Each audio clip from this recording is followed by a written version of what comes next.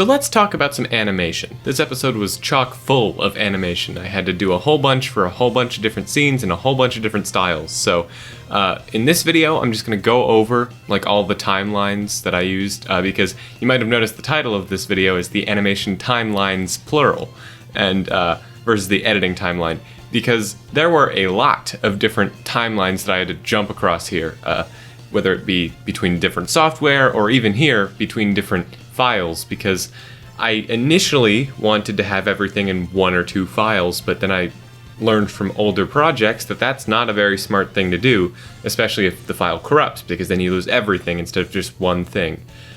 So I have backups now, and I have a whole bunch of different ways that I do things. So today, I just want to walk through a bit of what I animated, because all of the animation in this episode was done by myself. A couple of the art pieces were done by some very talented people, but I animated those in like After Effects and stuff, mainly at the beginning. And yeah, I wanted to walk through both the 2D scenes and 3D scenes. So first we're going to be going through the Adobe Animate here with all the 2D stuff. And in some cases that means that these were exported and then put into 3D scenes in Blender. But I'm getting ahead of myself.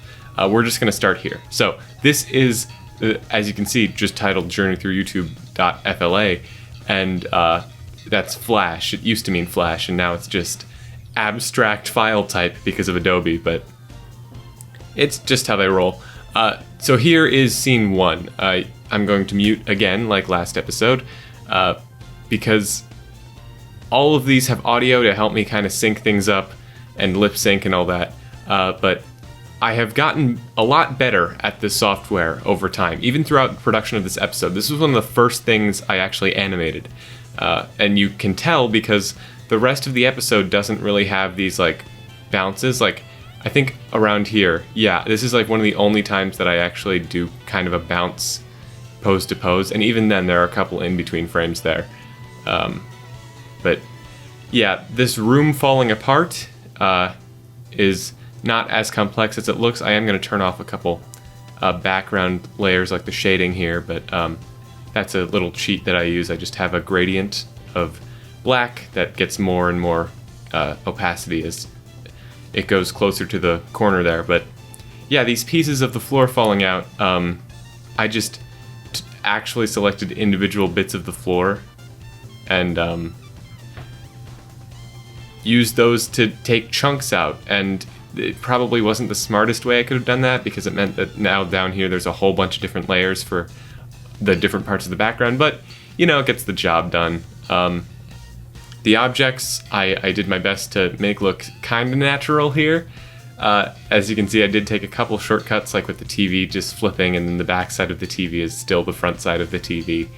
And then for a second here, there's a little bit of cheating going on where this layer, I copied it and put it on top so the TV would look like it was falling under, but it's really not. Because Adobe Animate has a layer depth thing, but it's just too complicated to work with sometimes, and it's not very useful in most cases unless you want to get some cool like parallax going.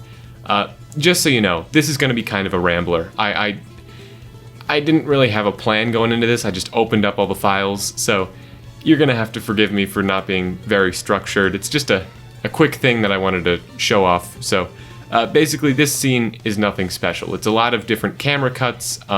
Here I accidentally like kept it going for too long in the initial audio file, so I just added a bunch of dead frames here that I cut out in the final episode. More falling stuff, more close-ups, and then I did hold for a little too long here. Same thing, I had to cut these out. In this scene, it's actually the background that's moving behind the character rather than the character moving and the camera following him, because of that jittering effect that happens when you try to match the camera with the character sometimes. So I just moved the background there. Here, I completely reorganized how the room was structured. You can kind of see back here, there's some, I hate Adobe Animate keyboard shortcuts sometimes, but there's a couple like wonky things going on, but for the most part, this scene turned out pretty okay. These actually were all individual symbols after this bit right here. You can kind of see it happen there. I made each of these in their own little symbol, and then I applied the same transform to all of them. where it looks like they kind of just fall down a little bit. It could have been better, but again, this was the first thing I animated. I think this was back in January, February maybe, but this is not going to be in order. I made sure that scene 1 was first, but for the most part, this is just going to be what it is. And then this is labeled as scene 2, even though it's not really. It's just Adobe Animate automatically labels these, so this was pretty simple. I had to redo this a couple times, actually. Like, here it's not red, and I think in the final episode it's red, because that's what it looks like.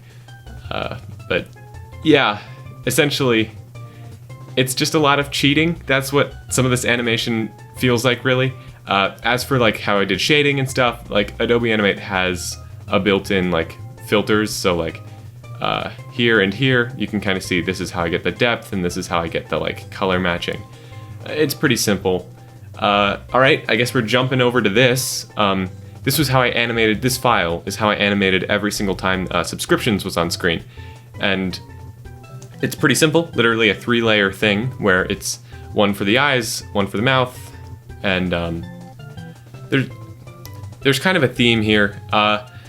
I try to keep things as simple as possible in this stage because then it's way easier for me to actually work with, because I'm going to be doing a lot of it in a project like this. So if it's just a simple shape tween and it doesn't look perfect, that's usually fine. I'm trying to get better about it, but you know, if you can make something look good and put in not as much work as it would cost to make it look perfect, and 99% of people aren't going to notice, in general, for a project like this, you got to take that cut, because otherwise you're going to never finish the project.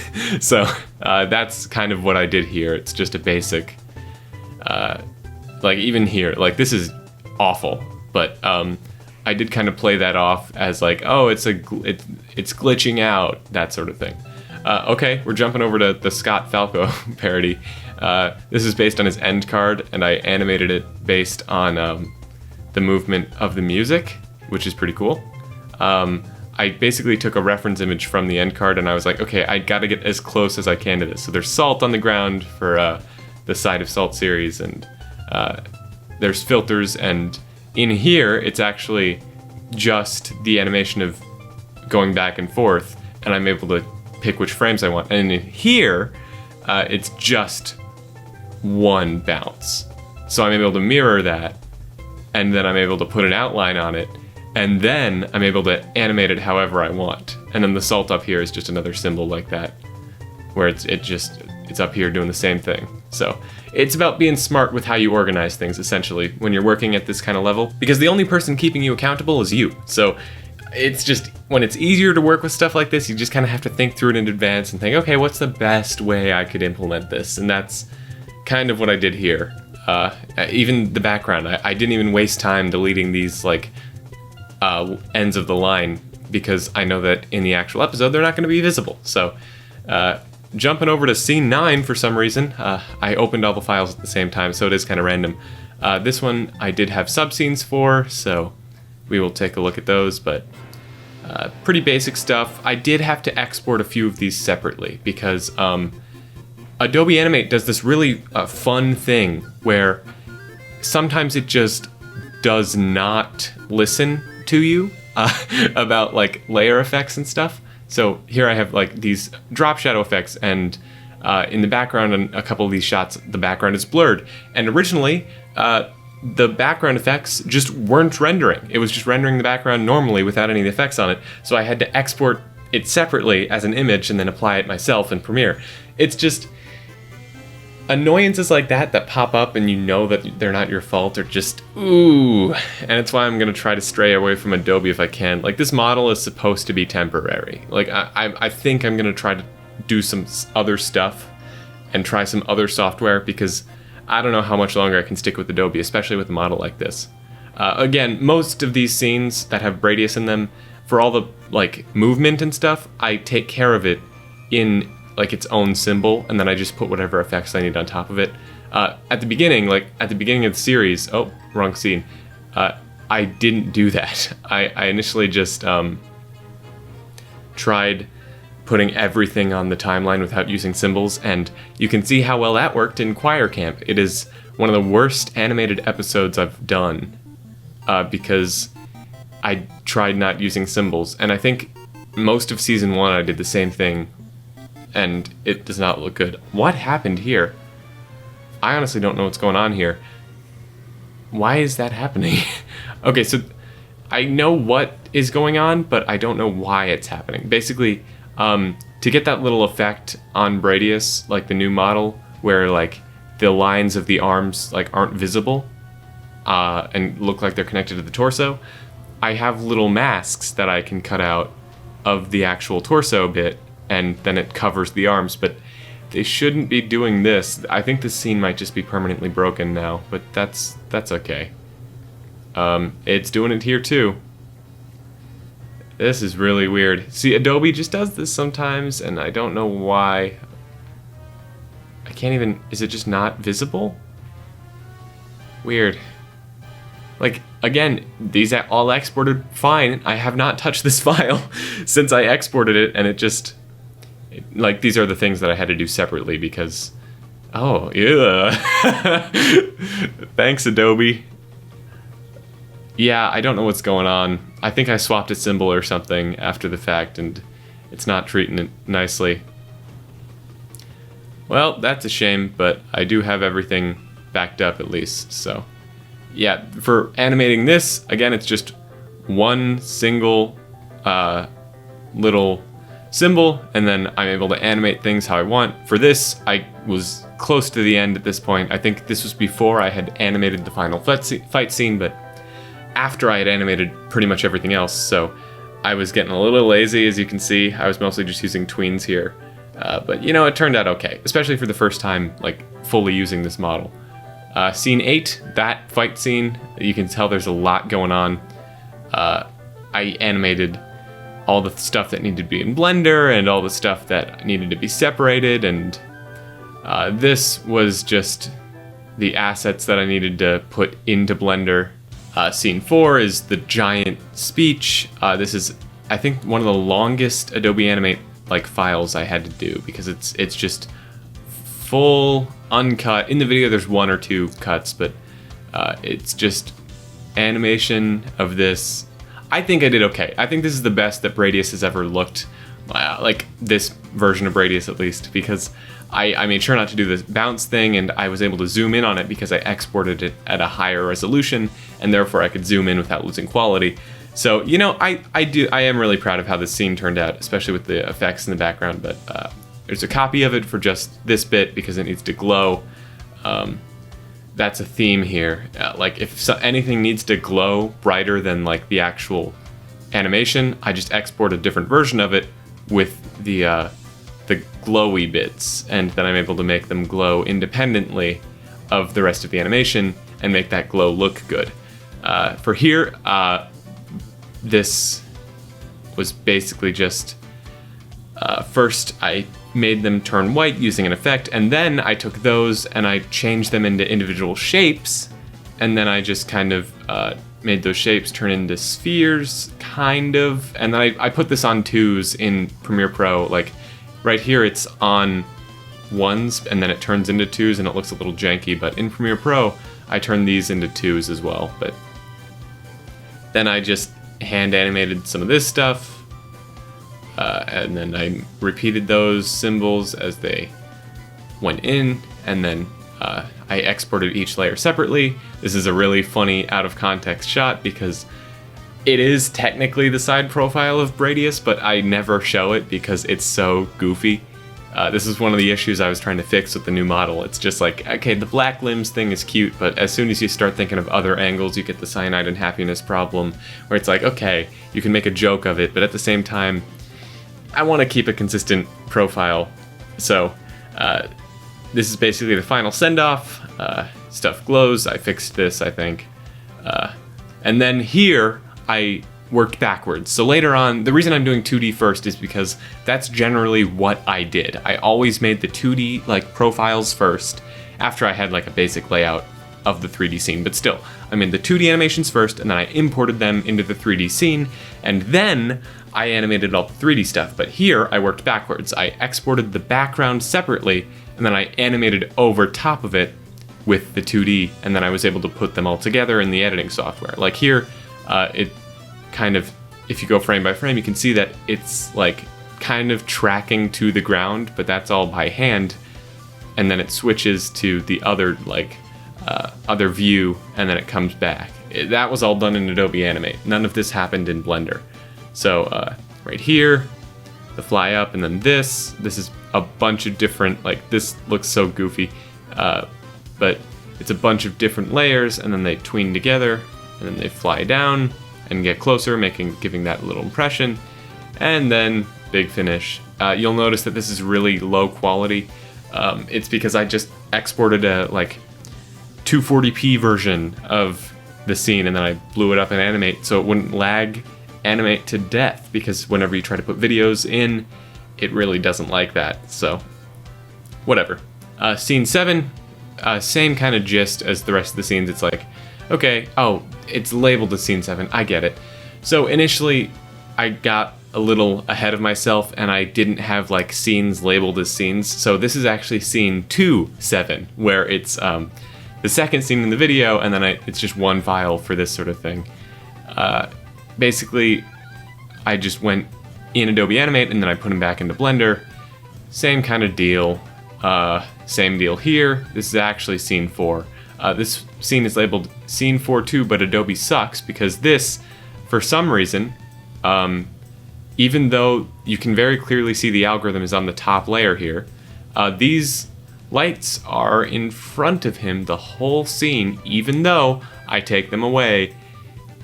Yeah, it's just, I had to export them separately and export it without this, whatever. It's a lot of the same stuff. It's taking your older assets and then manipulating them to work with your new scene. Like here, it's just the same type of thing where I just needed a whole bunch of different versions of the same character doing the same thing, and in some cases I needed to like have a separate file because it didn't work in the file. Like Adobe has just basically been the bane of my existence for the past year, so I'm gonna try to blow through the rest of this as quickly as I can. Oh yeah, this was actually pretty fun. The storybook, I did draw these, and then I used, I'm not gonna click on it because I'm pretty sure it'll crash my software, but I used Boiler, which is not technically supported by Adobe anymore. I had to use a ridiculous workaround to get it working, and I'm sorry if you're watching this and trying to figure out how to install it, but I don't even remember. I think there was literally, I had to put something into the command line. I don't remember what it was, I don't remember where I found it. If I find it, I'll try to put it in the description or something, but yeah, I had to type something into the command line of my computer to get Boiler working again because Adobe streamlined it out of existence. Fantastic, but that's how I got this like little wavy effect going. And there's this sort of thing. It's just drawings I made, and then this got a little too crusty in my opinion. I think I accidentally ran Boiler multiple times, but it's fine. Yep, these are just drawings, and then I used the editing software to get them all together. I always export these things as PNG sequences now. Like even the individual scenes, I don't use videos anymore, I just use PNG sequences, because then I can have transparency and I can put effects on them and all that stuff. So here's a recovery file, here's another recovery file, here's the thing that I sent to the poster artist, Joe. I made the pose with Bradius, and then I was like, okay, I kind of want this sort of thing, and then he took that and rolled with it. Here's the, you get a little behind the scenes preview, honestly, because this is technically an animation file. Here's the preview of what I wanted like the poster / thumbnail to look like. It's very funny because this is just actual live action me on the green screen. And then you can kind of see where the inspiration came from, but here's another one of those parodies. This is just Jaden. I literally just drew 3 different things and then rolled with that in kind of her older style. I'm pretty proud of what I did here. The arms could be better, but you know, it's good enough for me. Here's the Bradius parody. there's a whole bunch of different angles going on here. Again, everything's contained in this one symbol. And then I switch between camera angles when I need to. And then the camera, the Adobe Animate camera takes... Oh yeah, here's the stupid bounces that I did for the walk cycle. And then the Adobe Animate camera kind of takes care of things. And you'll notice, if you look at this text right here, I wonder if I can zoom in on it and it'll still do it. Yep, you can see it kind of happen. It jitters. Actually, it looks better when I'm zoomed out. You can see it more. Yeah, look at that text. It's wobbling when it zooms in. Adobe Animate has done this for years. I've submitted several bug reports of this happening, and it just hasn't been fixed. And every single thing in my videos where you can see Adobe Animate text in the background and it zooms in, it does this. Just another one of those quirks. Just another one of those awesome things Adobe does that you don't really have any control over. Here I used kind of a fake effect because the real one wasn't working, so I just made a shape that translated over. I don't know what this is. It's empty. This one was fun. So this is the animation versus whatever parody. Originally animation versus animator, but there are so many at this point. This was weird. I've never really done a full stick figure animation before, so you can kind of see I cheated here. I just did what was on screen, and then I did the full body. These are actually just individual frames, and then I used the shape brush. I don't usually do that, but for this one it made a lot more sense. Then the camera zooms out, and one funny quirk, another funny quirk about Adobe. Look at this Chrome icon. You see that? It's gone. If you zoom out too much, then Adobe Animate, if your image is too large, will do this not just in the software. It will do it in the final render. So I had to work around that by only looking at these when I was zoomed in like I am over here. So that's really cool and fun. Really great. I know I'm yelling about Adobe a lot today, but it's just been a long time coming for me. I held a little too long here, I will admit. In the final episode, the chosen one, what's his name? Second Coming? I forget which one he is. But he's in the air for a bit too long, not gonna lie. But other than that, this is pretty fine. I animated all 5 of them, which I'm pretty excited about. I also animated the ball, which could have been better, but it was just a motion tween, I'm pretty sure, so whatever. Then I zoom in over here, being careful that the icons don't disappear. It's a little quick fake out, punch, and then an actual cut, and then another cut. This was all done within the animation software. And this little thing, you'll notice, is not very high quality. You can't really see it in the episode, but yeah, this is just a legitimate screenshot. I found most of these screenshots online, and I kind of remade things myself because, you know, I could use my own desktop like Alan Becker does in the actual animations, but I chose not to because I don't really want to do that. This is my birthday, by the way. That's a fun little Easter egg. But yeah, I remade everything, even these icons down here. This is one of the ways I worked around the little limitation. I just remade the icons because otherwise they were just turning into white squares for no reason. So, you know, why not do it myself? So that was my workaround. And then the Flash, this never actually appeared in the episode, but it does appear in the Bradius Bits upload. The little blue screen of death. Next up, another little parody. It's just Bird. The random out of nowhere punchline. Again, just a quick few frames. This is my favorite things that I've ever drawn.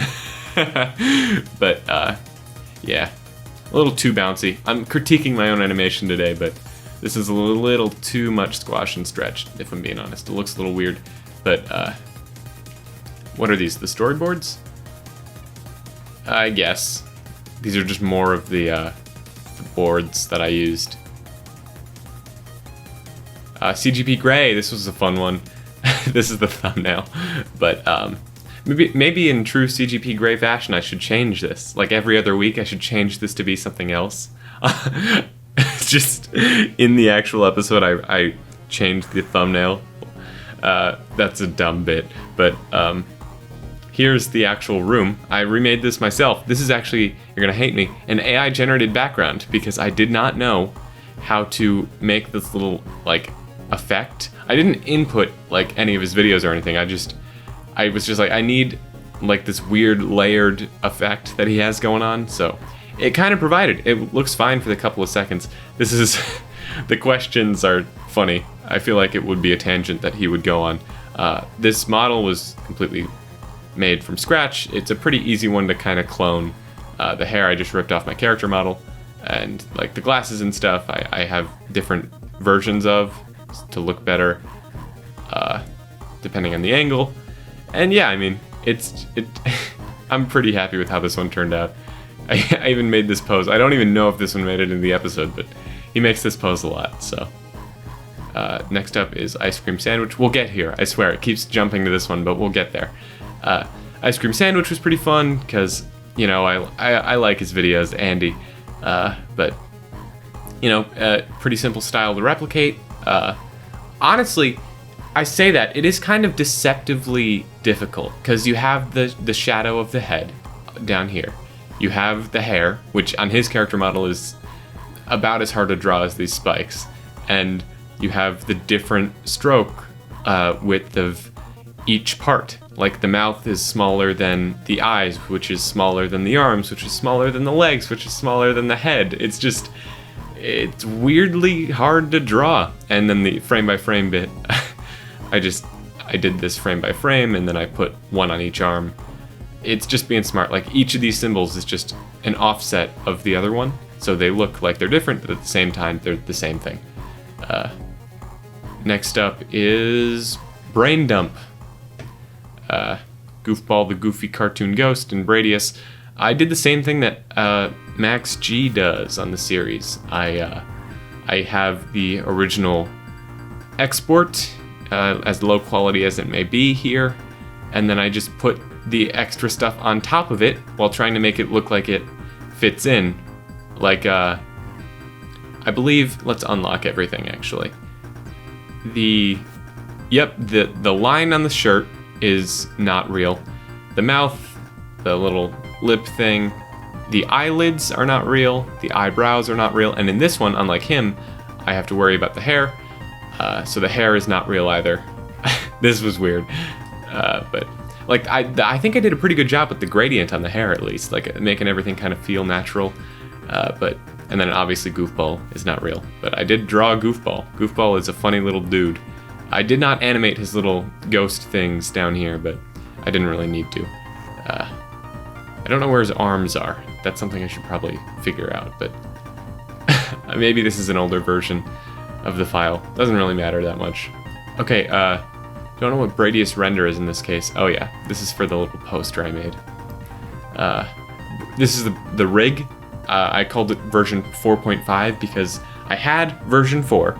Like this is version 4 of the rig. I had initially version 1 was just basically just I copy pasted the one thing or the 2 layers into Adobe Animate, and then I just made more and more layers. And eventually, I think in version 4, I turned it into a symbol, and that symbol I could just paste into the episode and everything would be ready to go. With version 4.5, I added a couple things.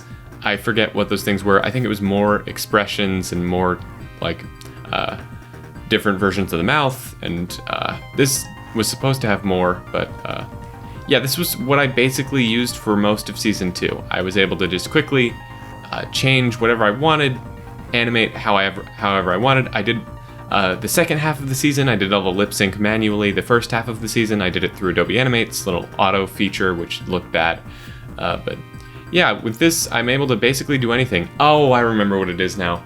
I added these like little layer connections, I'm forgetting what they're called, parenting, layer parenting, which meant that all of the things on the head are connected to the head, and I can do whatever I want with it, and it'll work out fine. And I took that a step further with version 5, which is the temporary one that I'm using here. Let me just zoom in a little bit more for you. I have a whole bunch of different like views that I can use. that I hopefully will never have to use because some of them are not great. But, you know, this is meant to be temporary, just something for this episode. But I tried to do it as professionally as I could. I have a full turnaround of this character now, and the layer parenting is on point. Like, the hand moves there, and the whole arm moves, and there's that little masking I was talking about, because Adobe Animate does not support that. Toon Boom does, Adobe Animate does not. There, I name dropped Toon Boom, so you know what I'm thinking about switching to. But yeah, it's easier to work with, even though these are not just simple lines. They kind of feel like them, and everything is parented, so like even this controls the whole character now. I will probably change that to this, but everything is fully parented, so like it's just full puppet rig animation at this point. But yeah, it still has its limitations, obviously. Like if I do this, oh, I fixed this actually. This used to still be hidden, but now it's just this is hidden. But even if I want a close profile here, I'd have to change how the model works. But yeah, you know, I think I did okay, especially since it's probably just going to be in 1 or maybe 2 episodes. But yeah, that's basically all the 2D stuff covered. So next up, I'm going to switch over to Blender because I don't have it open right now because that would be stupid. And I'm going to show you how I animated some of the 3D stuff. So, alright, after a short break, we are back. I'm here in Blender. This is what I used for all of the 3D scenes in this episode, at least. Basically, for the majority of the stuff that's in 3D, all I did was take the 2D animations and I imported them as planes using the Blender extension Images as Planes that you can just install with the software. Basically, all it does is it takes these image sequences and it just takes each frame and puts it on the frame that it should be on, and that's all it does. It's a really useful little thing for putting 2D animation from other software into Blender. And videos too. That's how you can get videos and other stuff into Blender. So that's what I've been doing. This is one of the first things that I animated. It's just this little quick one actual sequence added on top. The Blender camera zooms in. It's pretty simple. For the majority of this video, I'm going to try to keep my computer okay. Like, I'm not going to do this because it will terribly overrun my graphics card. So I'm going to try to keep wireframe for the stuff that I'm actually manipulating and just the general color preview over on the camera view. In fact, I'm going to check to make sure that I'm still going over here. Yes, I am. Okay, first, I'm just going to jump through some stuff. So here's one of the first things that I did. This was, I think, the falling sequence. Yeah, for some reason it can't access the actual animation right now, but oh yes it can. It's just, it needs to be rendered, maybe. Or maybe it just can't access it at all. That's great. So basically this is just falling through the portal. It's just, I took that 2D scene, and down here you can see all it is really, the camera's kind of tracking it, and I used kind of a way longer perspective on this camera that actually animates to kind of keep that distant shot, but also get pretty close to Bradius. You'll notice that this project is kind of falling apart at the seams. I haven't even cleaned up the files yet. I'm just trying to get everything documented. Like right now, I don't even know why it can't access that sequence, since that sequence is technically still there, but I'm not gonna really mess with it. Like, all of those videos, for some reason, are just gone, and I don't understand why. But essentially, this is one of those sequences where it was like, okay, oh yeah, I had to re-render some stuff, so occasionally I might have to jump back like this. Yeah, see, so some of it works, some of it doesn't. But this was a long one. This was the out of the flashback and into this scene here. That's the wrong frame. That doesn't actually appear in the video. But yeah, a lot of this was just simple putting stuff in the scene and then dragging the camera all over them. The thing with these projects is they seem so large at first. I've already said this kind of, but they seem so large at first, but if you break it down one by one, eventually you'll have something manageable. So that's what I kind of did here. I did the 2D first, and then the 3D, and then the export, and then the editing, and all that stuff for each scene. So it's a lot of zooming in, a lot of moving around. Again, I don't know why this is completely broken now, but it is. So it's just a lot of transformations for location and rotation and all that stuff. And Blender does all of the motion for me. I didn't have to do this camera movement frame by frame. I just took this keyframe and this keyframe, and then it did it for me, which is really cool. As for the focus, like you might notice in some of these shots that the camera is focused on a certain part of the scene. And for that, I use this, where it's a depth of field effect, and it focuses on this, which is dynamically moving around the scene on the thing that I want to focus on, and then the camera will do that and have the depth of field effect on everything else, which is how I did most of the focus and depth of field stuff. So moving on to 2.4, it's just the same thing, zooming in and out, and then for this I didn't use the circle, I used this little point. 2.5, same thing. A lot of these I just had to break down into very simple shots so I could export them one by one, and if something broke, I wouldn't lose like the whole render or have to do it all again. I'd just be able to quickly redo what I needed to redo. I did render these in 4K though, so every frame was taken about a minute, maybe 2 minutes, so it was quite a lot to deal with. Like this, it's just quite simple. 2 characters, 2 scenes. Here's that glowy bit that I mentioned earlier. Every shot that the algorithm is in, there are 2 different things right on top of each other. Where one, oh, actually it's over here. Where one is the glow layer and one is the actual algorithm layer. Later on, I didn't just put them in the same spot. I just parented one to the other so they would stick together at all times. But earlier on, I didn't do that. So like, oh, this might be the updated scene. Yeah. So, because occasionally I had issues with shading and textures, and Blender is weird because you have to duplicate the texture if you want to duplicate the object and make a different texture for it. So some of this stuff is just newbie errors, but I'm pretty proud with how this turned out. Especially for my first major project in Blender. Like I did a Blender course in college, so that was a lot of help for this. But as for stuff like this, where you might notice, let's see if I can get a nice shot of it, because my computer is chugging a little bit with this. Yeah, right there.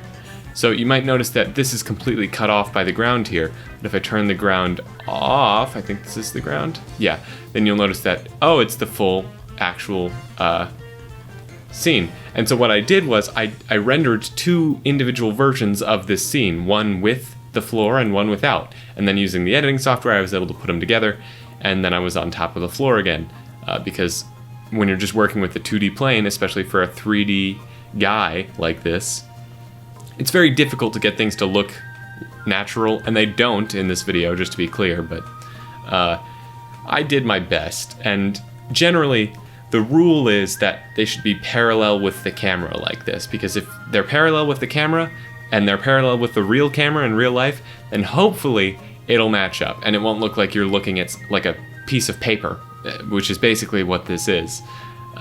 So I did my best. I tried to keep it parallel with the camera at all times. This was very fast. Let me see if I can pick a good frame.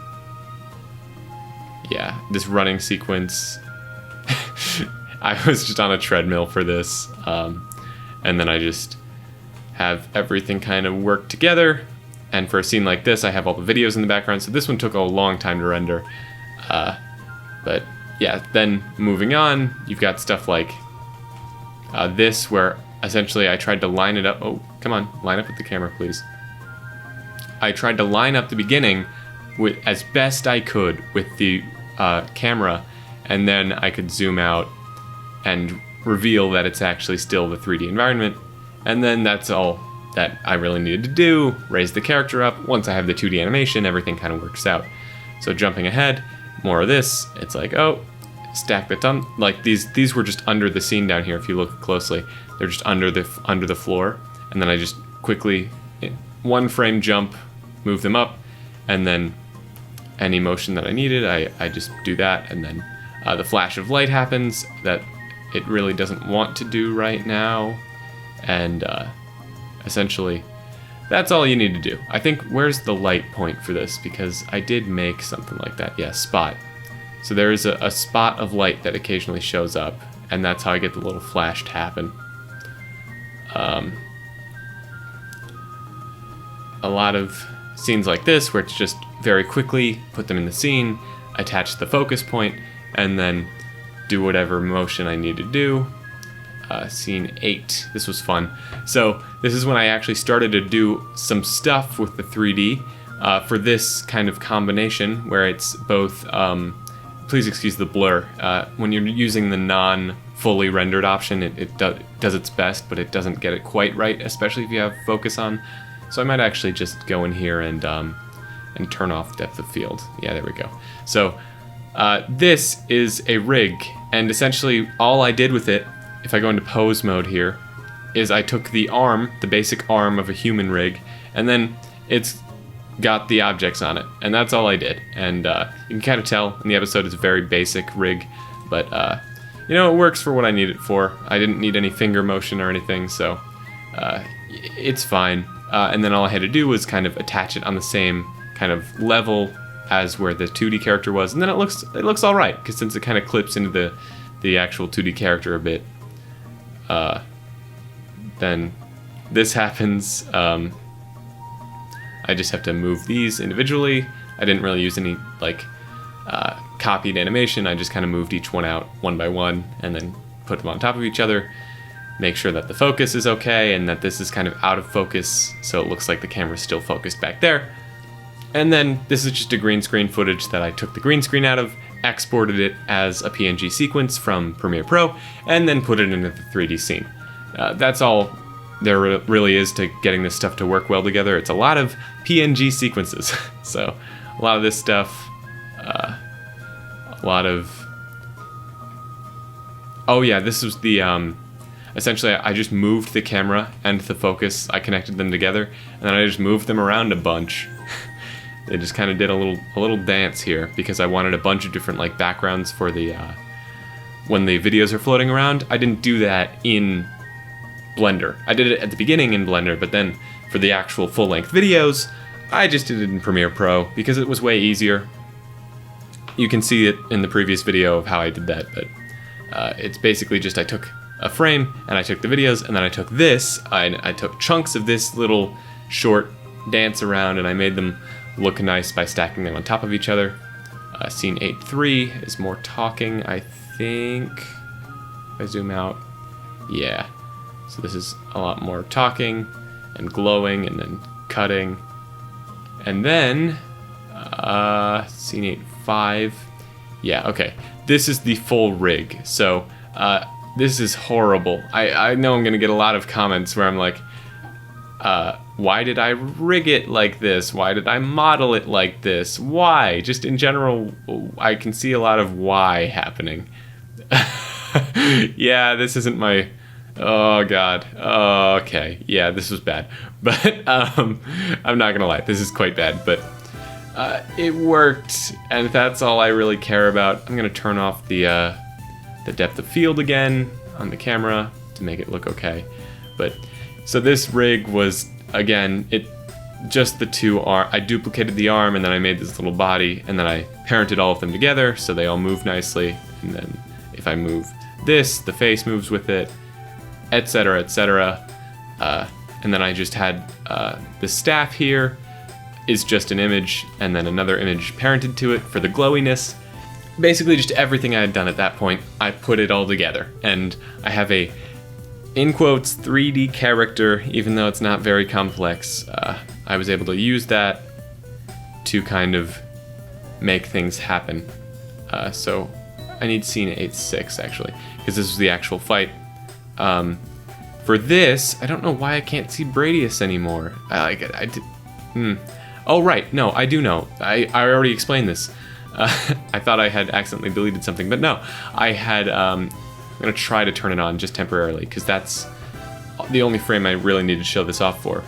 Basically, I did this first. I animated where I wanted Bradius to be with this circle, which is where it's focusing on, And then I also have this, which I should have just made a point because there's a little glitch I'll show later on, but it's a plane of light that increases how much light is being emitted based on how powerful Bradius is, I guess. But basically, I linked this time both this and this to the camera. So they move with the camera, and Blender just crashed. Yeah, essentially all it really was me blocking out where exactly I wanted Bradius to be.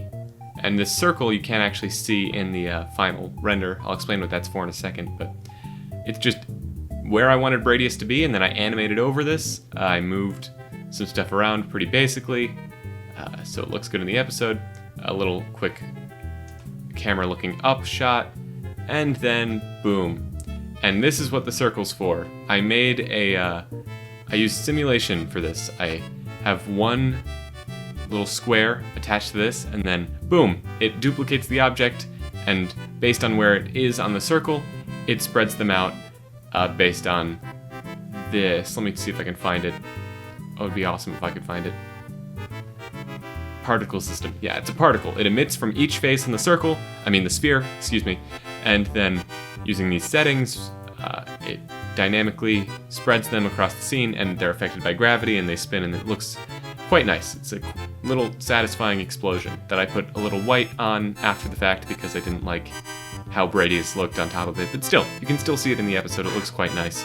But yeah, like that was kind of the most complex thing I really had to do. Like, this is the subscriptions room. It is not good. Yeah, this I'm not exactly proud of. I wonder, can I get away with this? Yeah, okay.